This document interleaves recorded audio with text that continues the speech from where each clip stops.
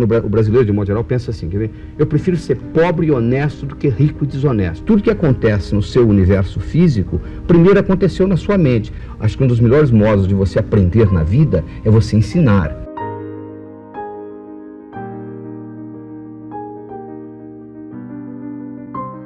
Eu acho que você não pode ensinar aquilo que você não tem.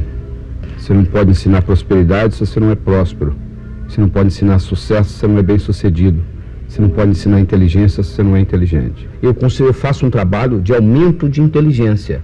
O seu cérebro tem 10 bilhões de neurônios, 100 trilhões de conexões nervosas, e você recebe esse cérebro, que é a coisa mais sofisticada que tem no planeta, e não vem com manual, como que liga, como que desliga, como que funciona. Então a minha função é mostrar como que você, através da neurolinguística e outras técnicas, como que você consegue usar o seu cérebro de uma forma melhor. Inteligência é a habilidade de fazer distinções.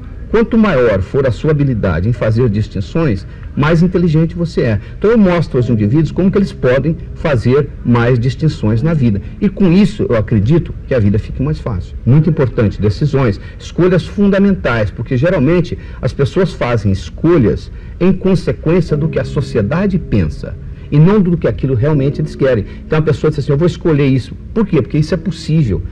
A pessoa, enfim, raramente se encontra uma pessoa que escolhe, entre parênteses, o impossível. Ela sempre escolhe alguma coisa dentro de uma norma aceita pela sociedade e possível para ela dentro da crença. Tudo que acontece no seu universo físico, primeiro aconteceu na sua mente. Se você se limita na sua mente, você se limita na sua vida. Você nunca deixou de fazer nada na vida porque o seu braço doeu, porque sua perna doeu, porque o seu tórax estava doendo. Você deixou de fazer alguma coisa na sua vida porque alguma coisa aconteceu aqui dentro.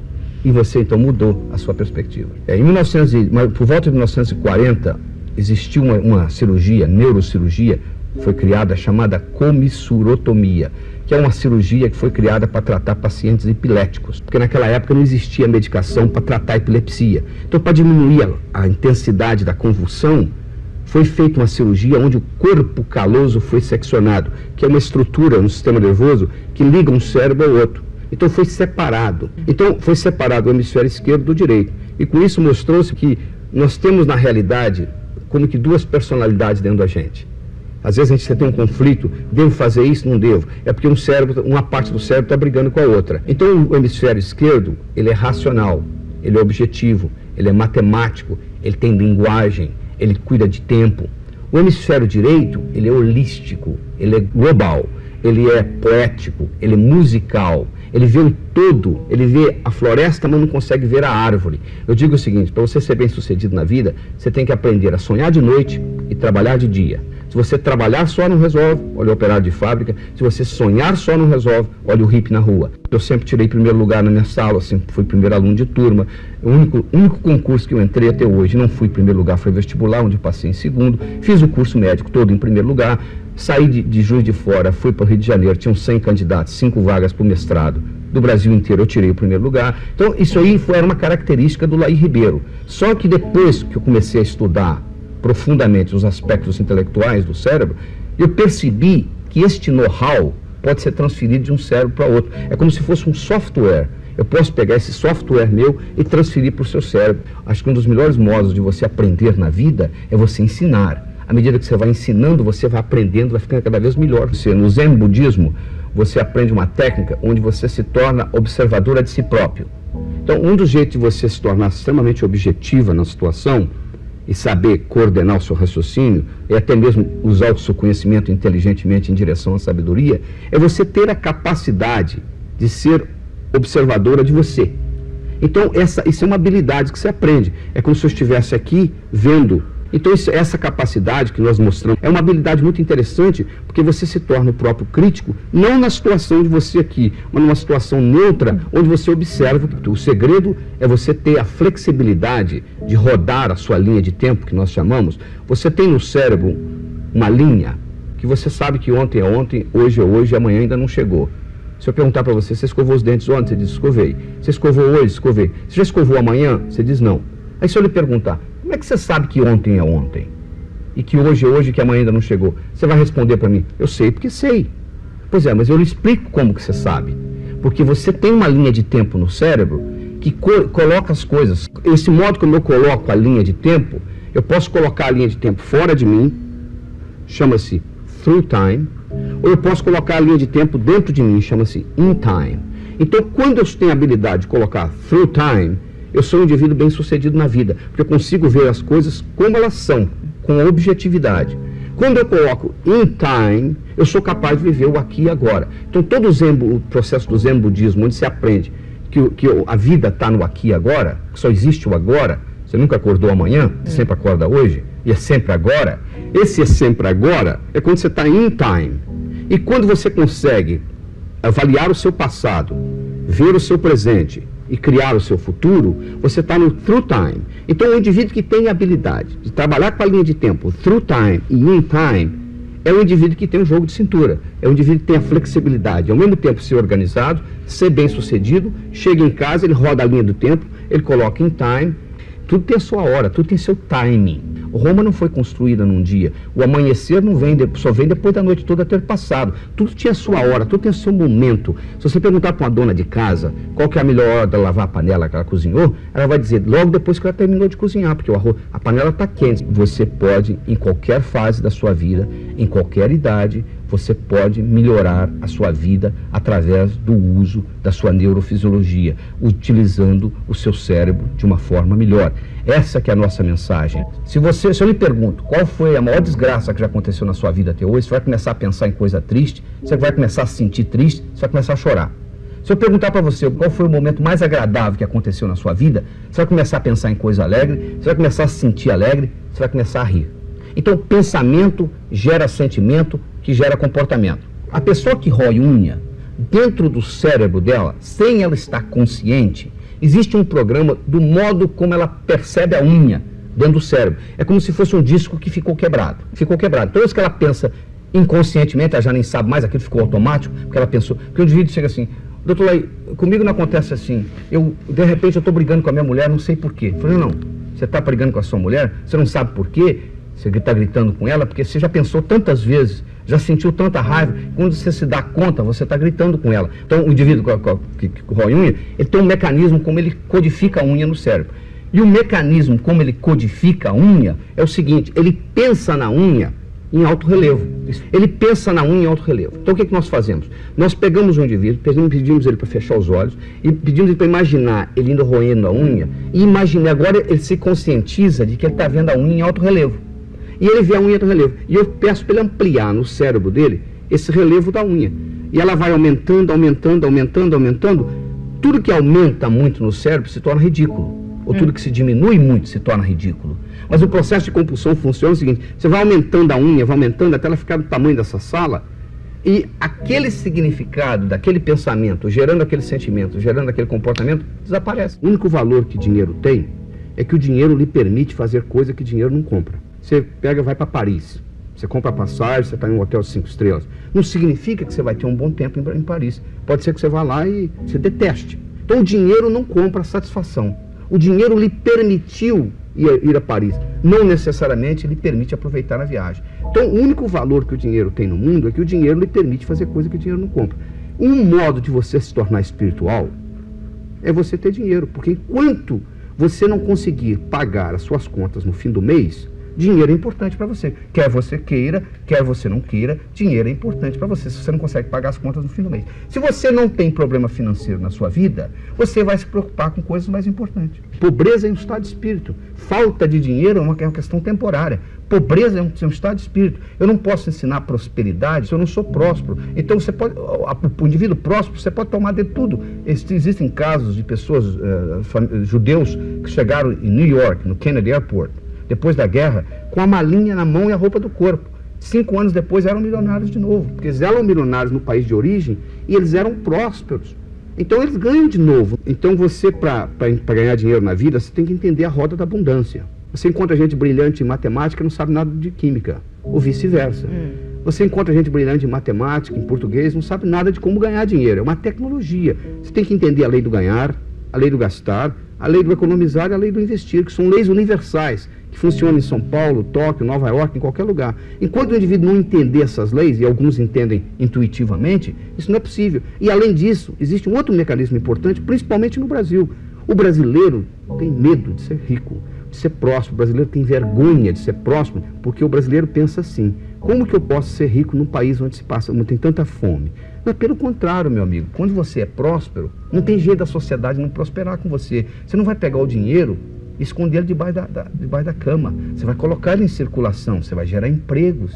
Então, é pelo contrário, o brasileiro precisa entender que prosperidade é um direito do ser humano. Todos nós nascemos com esse direito. E quanto mais nós divulgarmos esses princípios, e eu espero que um dia isso seja ensinado no Jardim da Infância, mais o Brasil vai ser próspero. Aí você deve estar pensando, mas se todo mundo for próspero, doutor Laí, quem que vai trabalhar? Que geralmente as pessoas perguntam, e o seu telespectador deve estar imaginando. Pelo contrário, quanto mais próspera é a pessoa, mais ela trabalha. O empregado sai da fábrica às 5 horas da tarde. O patrão fica até às 8, até o serviço acabar. Olha o Japão, um dos países mais prósperos do mundo.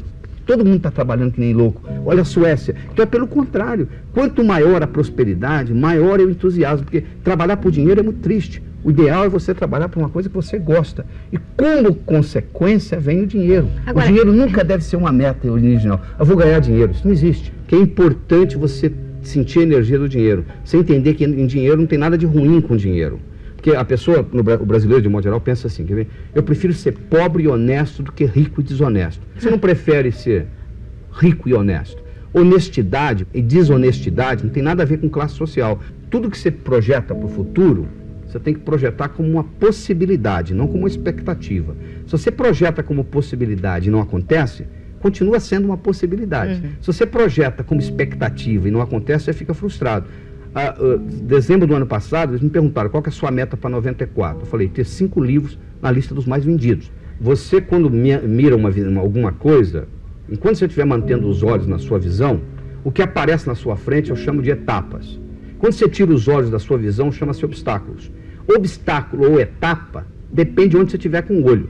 Se você estiver fixado na sua visão, o que vem para frente são etapas. Toda vez que você for de um ponto A para um ponto B, você tem que percorrer esse período, não tem jeito. Tem que percorrer esse período. Então, esses são etapas. Agora, se você tirar o olho da visão, isso se torna obstáculos. Então, a minha recomendação é o seguinte: concentre-se na sua visão e o que vem à frente deixa de ser obstáculo. Porque outro segredo é o seguinte: você tem que concentrar naquilo que você quer e não naquilo que você não quer. Se você se concentra naquilo que você não quer, ao invés de se concentrar naquilo que você quer, é como se você estivesse dirigindo um carro olhando pelo retrovisor. Você sabe de onde você está vindo, mas você não sabe para onde você está indo. Você pergunta às pessoas, por exemplo, o que você quer na vida? Eu não quero doença, eu não quero pobreza, eu não quero... Não estou perguntando o que você não quer. Quero saber o que você quer. À medida que você sobe no escalão da vida, o que você mais precisa é comunicação. O melhor médico que você conhece não é o que sabe mais medicina, é o que se relaciona melhor com os pacientes. O melhor advogado que você conhece não é o que sabe mais leis, é o que se relaciona melhor com os clientes, com os jurados, com os juízes. Na era da agricultura, mandava no mundo quem tinha terra, eram os coronéis e era vitalício. Na era industrial, passou a mandar no mundo quem tinha capital, quem tinha dinheiro, quem era capitalista. Hoje, meus amigos, a moeda mudou e muita gente não se deu conta disso ainda. A moeda hoje chama-se informação. A pessoa é rica ou ela é pobre em informação. Só que informação tem 2 características muito interessantes. Primeiro, é um produto altamente perecível. Ninguém está interessado em ler o jornal de ontem. Informação só tem validade quando comunicada. Qual o valor de uma moeda de ouro no fundo do Oceano Atlântico, onde ninguém chega lá? E comunicação não é uma coisa que você vai num berçário e diz assim: aquele ali vai ser um bom comunicador, aquele não vai, aquele vai. Comunicação é uma coisa que se melhora. No momento que você melhora a sua capacidade de se comunicar, você passa a valer mais no mercado. Se você me permite, eu quero introduzir uma nova palavra no seu vocabulário. Provavelmente você não conhece. É a palavra abastança com C cedilha.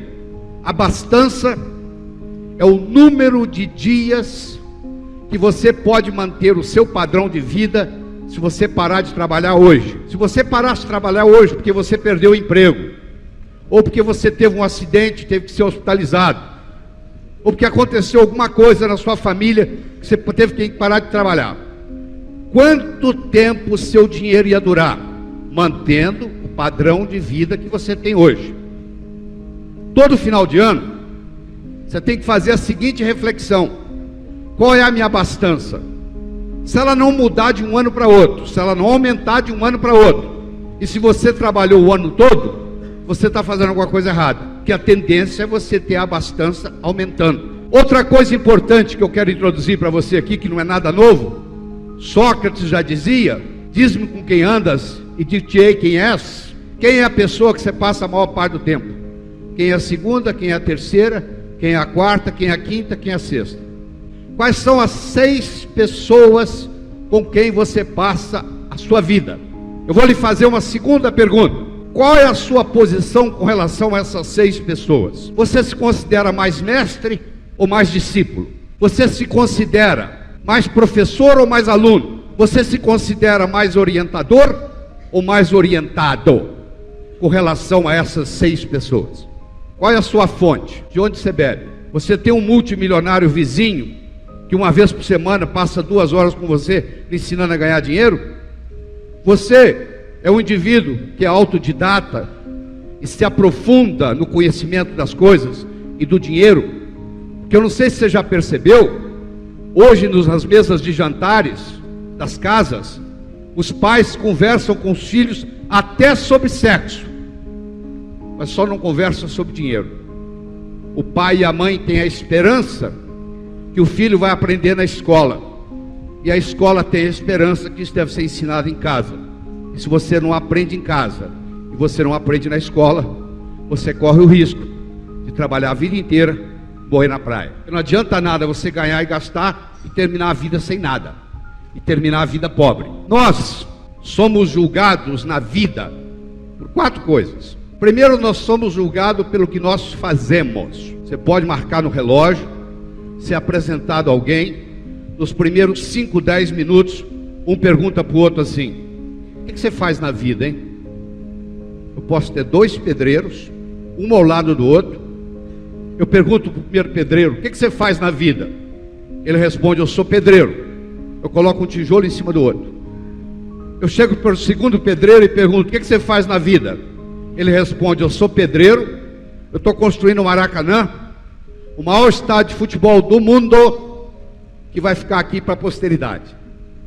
Fisicamente, meus amigos, os 2 estão fazendo a mesma coisa, um tijolo em cima do outro.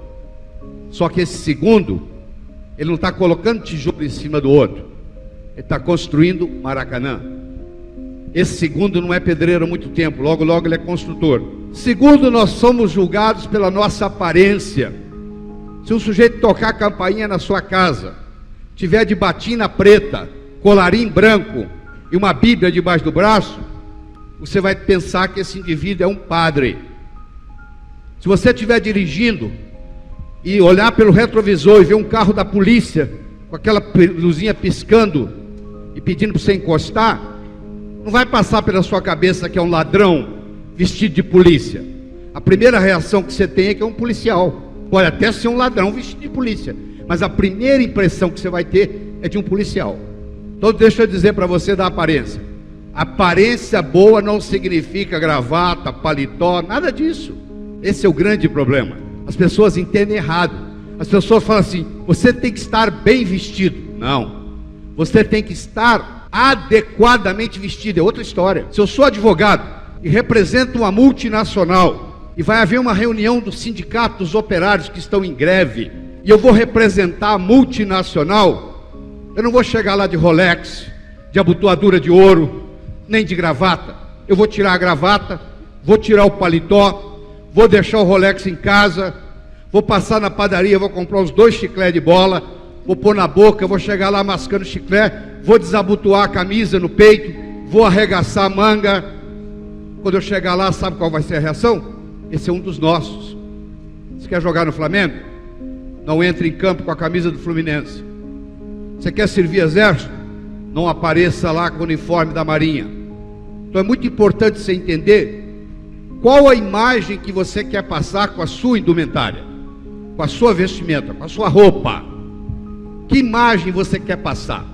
Isso é que você tem que perguntar. Porque muitas vezes você está muito bem vestido, mas inadequadamente vestido para a ocasião.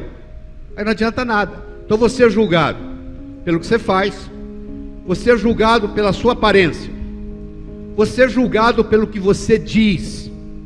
Enquanto você não disse nada, ninguém sabe se você é inteligente ou deixa de ser. No momento que você falou, e falou besteira, não tem mais jeito.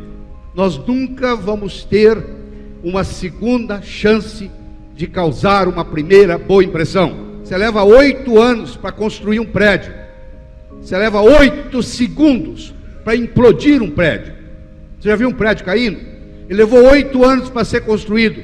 Ele leva 8 segundos para ser destruído. Você pode levar uma vida inteira construindo a sua reputação. Você pode perder a sua reputação numa fração de segundo. Nós somos julgados não só por aquilo que falamos, mas como falamos o que falamos.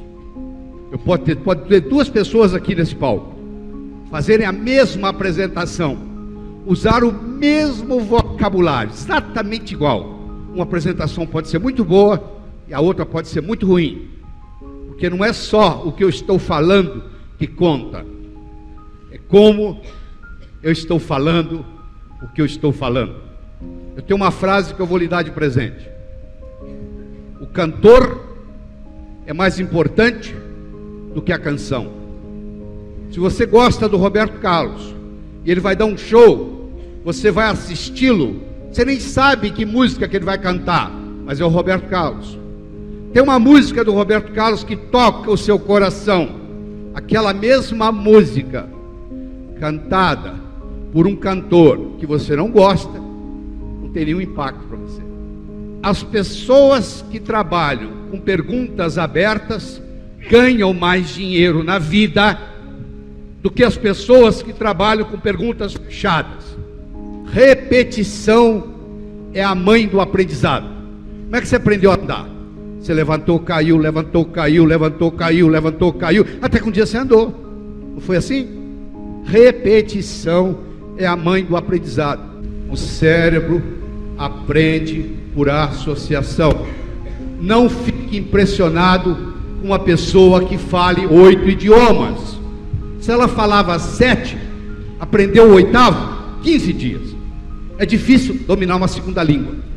É mais fácil dominar uma terceira. É muito mais fácil dominar uma quarta. É muito mais fácil dominar uma quinta. Por quê? Cada vez que eu sei mais uma língua, eu tenho mais coisas para associar. Se você ensina a mesma coisa para 2 pessoas, e é novidade para as 2, mas uma sabe muito e a outra sabe pouco, a que sabe muito aprende primeiro, porque ela tem mais a associação. Então eu vou fazer uma associação da Elaine com a outra Elaine que eu conheço. Vou pôr as 2 conversando na minha cabeça. Agora pronto. Agora o nome da Elaine não sai mais da minha cabeça, nem que eu queira. Você entendeu? Por quê? Porque eu escutei o nome dela, eu repeti o nome dela várias vezes, e eu fiz uma associação na minha cabeça entre ela e uma outra Elaine que eu conheço. Agora, cada 3 minutos durante o meu processo de vendas, eu vou usar o nome Elaine.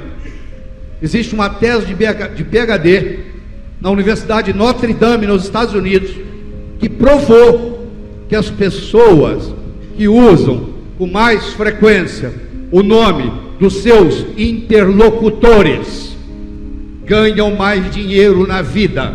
Boca, ouvido, cérebro, cérebro, coração, coração. Primeira técnica que eu lhe falei para ir para o cérebro, cérebro. No nível 1 você não vende. No nível 1 você não conquista. No nível 1 você não é promovido. No nível 1 você sai da festa sozinho. Agora, no nível 2, que é o cérebro, cérebro, os milagres começam a ocorrer. Estamos aprofundando o nível de comunicação. Já falei das perguntas abertas. Já falei da necessidade de falar o nome. Vou lhe ensinar uma terceira técnica. Você tem ideia por que o ser humano aperta a mão? Se eu voltar com você lá na época da caverna, o Homo erectus nem era Homo sapiens. ele carregava um porrete para se defender dos animais selvagens. O aperto de mão, meus amigos, foi a primeira manifestação de confiança mútua no planeta. Eu estou desarmado, eu também. Todas as vezes que você aperta a mão de uma pessoa, você está dizendo para ela, nível inconsciente, eu estou desarmado. E ela está dizendo, eu também. Agora presta atenção, você aperta a mão de mais de 97% das pessoas que você é apresentado. Raramente você é apresentado a uma pessoa e não aperta a mão dela. Agora eu tenho uma pergunta para lhe fazer. Qual foi o último curso que você fez de aperto de mão? Nunca. Uma coisa que você faz com uma frequência absurda e a estatística mostra, olha o que eu vou falar, presta atenção, escute, 40% das transações comerciais que não se concretizam são perdidas no aperto de mão. Vou falar de novo, 40% das transações comerciais que não se concretizam são perdidas no aperto de mão. Então você deve estar perguntando o seguinte, como é que eu faço para não errar nessa? Primeiro, deixa eu falar bem claro. Então você como vendedor, é muito simples, mas você tem que lembrar disso. Nunca estenda a mão para o comprador. É o comprador que vai decidir se ele vai apertar a sua mão ou não. A autoridade está com ele. Se um dia você se encontrar com o presidente da República, não é você que estica a mão para cumprimentar o presidente. É o presidente que decide se ele vai cumprimentar você ou não. Existe uma frase famosa que diz assim, faça aos outros o que você gostaria que fosse feito a você. Isso é a maior mentira do mundo. Se eu convidar você para jantar na minha casa, eu não vou lhe oferecer o meu prato favorito. Eu vou perguntar o que você gosta. Pode ser que você nem coma o que eu como. Faça aos outros o que os outros gostariam que fosse feito a eles. Esse é o bom vendedor. Se o cara apertar a mão de leve, eu vou apertar a mão dele de leve. Se ele puser força, põe força. Eu vou atuar de acordo com ele e não de acordo comigo. Porque o que é remédio para mim pode ser ele. Tem gente que gosta de apertar a mão, tem gente que não gosta. Se o cara não gosta de apertar a mão, para que eu vou apertar a mão dele? Eu não sei qual o impacto que essa nossa conversa vai ter em você, mas eu vou dizer uma coisa, se fizer diferença para um de vocês, eu já me dou por satisfeito.